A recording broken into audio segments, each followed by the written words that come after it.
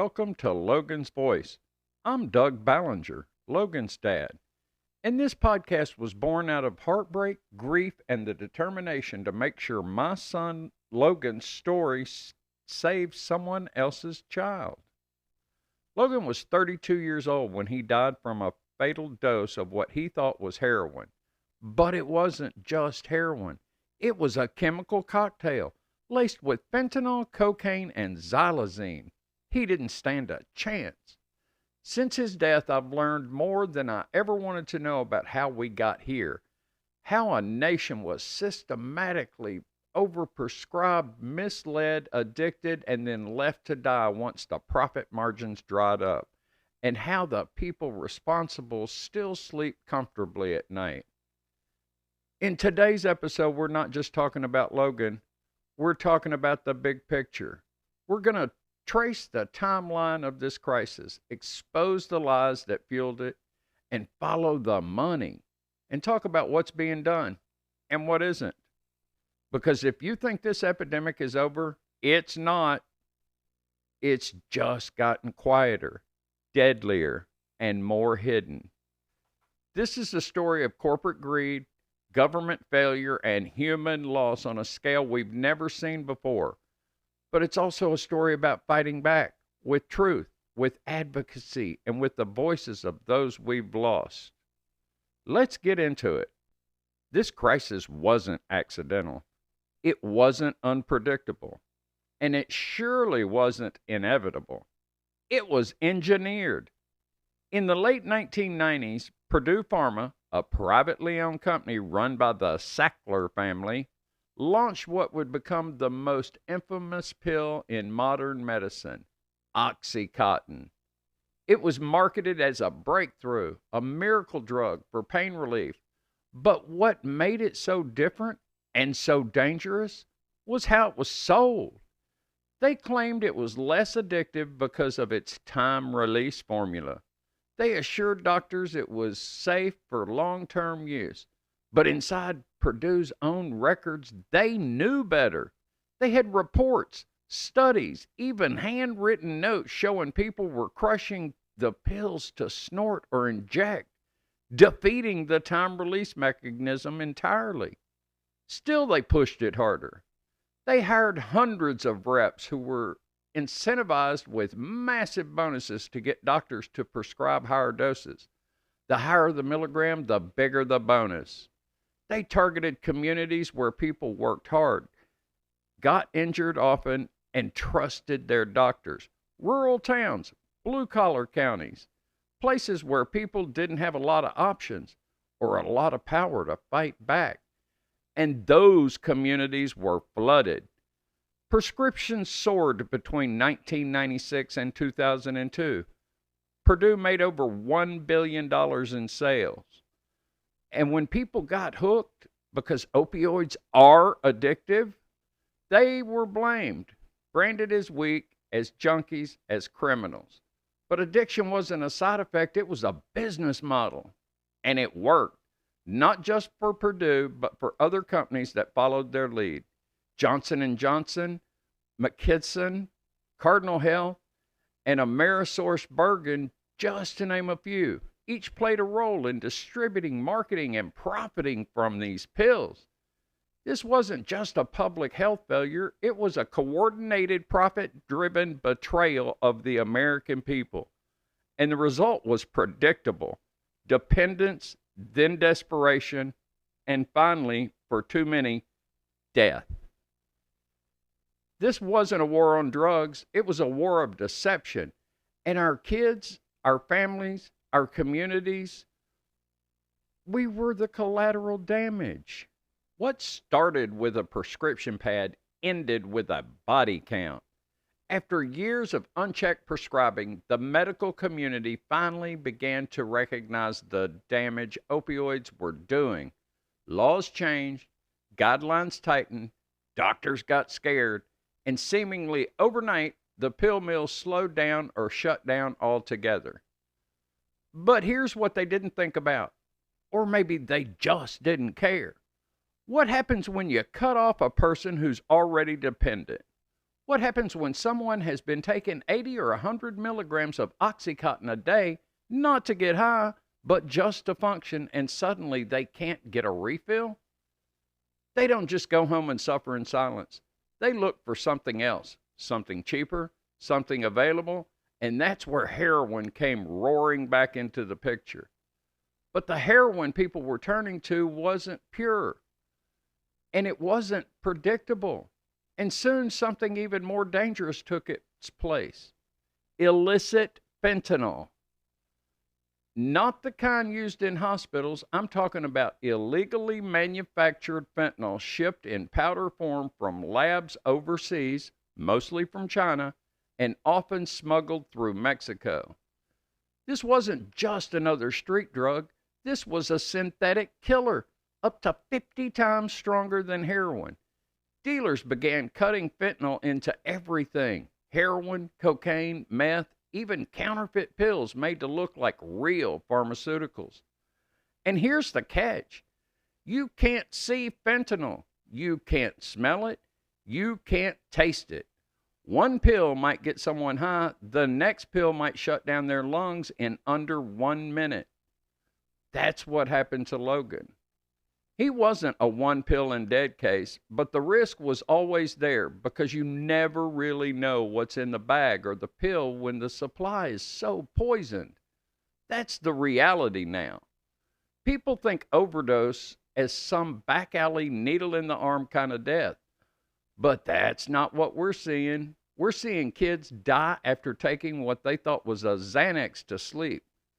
We're seeing young adults, students, musicians, athletes gone in seconds because they trusted the wrong source. The term overdose isn't even accurate anymore. It's not an overdose when you take what you think is a safe dose and die because it was laced with something 100 times more potent than morphine. That's not an accident. That's a poisoning. And we need to start calling it what it is: a mass poisoning of the American people, especially our youth. So, after all the damage, the addiction, the overdoses, the deaths, the grieving parents and broken families, what happened to the people and companies that caused it? Nah, they settled. That's right. The same corporations that profited from mass addiction eventually found themselves in court. Not criminal court, but civil court. And the price of the damage they caused? A payout. Let's break it down. The big three distributors, McKesson, Cardinal Health, and AmerisourceBergen, agreed to pay $21 billion over 18 years. These are companies that supplied the pills, shipped them into small towns in massive quantities, and ignored the red flags and suspicious orders again and again. Johnson & Johnson, through its subsidiary Janssen Pharmaceuticals, paid $5 billion. They weren't just manufacturing opioids. They were actually cultivating raw opium poppies and supplying the ingredients for other companies to make pills. And then there are the pharmacies. CVS, Walgreens, Walmart, and Kroger each reached multi-billion-dollar settlements for their role in dispensing opioids without proper oversight or accountability. Altogether, over $50 billion was promised to be paid out across states, counties, cities, and tribal governments. And yes, that number sounds huge, but let's put it into perspective. These companies made far more than $50 billion in profits over the span of the opioid boom. For them, this was a business decision, a way to write off a mass destruction as the cost of doing business. And what about the Sackler family, who built Purdue Pharma and personally pocketed billions from the sale of OxyContin? They initially offered a $4.5 billion settlement, but only if they could be granted immunity from any future lawsuits. No apologies, no criminal charges, just a deal to buy their freedom. In 2024, the U.S. Supreme Court said nope. They struck down the bankruptcy plan that would have shielded the Sacklers. For a moment, it looked like justice might finally have a chance. But the truth is, the Sacklers are still billionaires. They've stashed their money offshore. They've rebranded. They've walked away from one of the deadliest corporate crimes in history without spending a single night in jail. And you want to know the worst part? They weren't the only ones. Not a single pharmaceutical executive has gone to prison for their role in the opioid crisis. Instead, they wrote checks. Checks drawn from accounts funded by addiction, by overdose, by funerals, by kids like Logan, and maybe yours too. That's not justice. That's blood money. And we need to keep asking the hard questions. Where is that money going? Because if it's not being used to save lives, to prevent deaths, and to treat addiction, and to educate our kids, then we've learned nothing. But who's still dying? You'd think after everything, the lawsuits, the settlements, the media exposures, that the worst would be behind us, that the crisis would be under control, that we'd learned our lesson. But here's the truth. People are still dying every single day. And not just a few. In 2022, over 112,000 Americans lost their lives to overdose. That's nearly one person for every 5 minutes. A rate so high it's lowering the overall life expectancy in the United States. You know what's worse? For the first time in modern history, fentanyl became the leading cause of death for Americans aged 18 to 45. I'm going to say that again. Fentanyl became the leading cause of death for Americans aged 18 to 45. Not car accidents, not cancer, not gun violence, fentanyl. Let that sink in. We are losing an entire generation. And it's not just happening in the cities. In fact, some of the highest opioid prescribing rates are still found in rural states like Arkansas, Alabama, Mississippi, Louisiana, where there are 70 prescriptions for every 100 people. That means just about everyone in those communities statistically has an opioid script tied to their name. Now think about that, what that does. Think about what that makes normal. Because for too long, we were told that this crisis was about those people. You know what I mean. The ones who live under bridges, shoot up in alleys, steal to get high. We were told to blame the user, look the other way. But the faces of this epidemic, they're not just addicts on the margins. They are straight-A students, soccer players, nurses, grandparents, musicians, tradespeople, veterans, your son, my son. Logan didn't fit the stereotype. He wasn't homeless. He wasn't a criminal. He was a complicated young man who battled mental health issues, self-worth, and substance use, just like millions of others who are doing their best to survive in a world that doesn't make it easy. And like too many others, he was poisoned by a system that never warned him how deadly this supply had become. He didn't know what he was taking that might kill him instantly. And I didn't know at the time how far this crisis had evolved. We are still failing to educate, still failing to intervene, and still failing to treat substance use disorder as a medical condition instead of how it's often perceived as a moral flaw. And we're still leaving grieving families behind in the silence. So yes, people are still dying, not because they made a bad choice, but because they never stood a chance in a poisoned, broken system. And the longer we stay quiet about it, the more names we'll have to add to the list. So we've talked about the billions, more than 50 billion, pledged through opioid settlements from the pharmaceutical companies, distributors, and pharmacy chains. That's a lot of money, more than any of us could wrap our heads around. The idea was simple. Use the money to fix the damage, to save lives, to prevent more deaths, to help people recover. And in some places that is happening. But in far too many places, it isn't.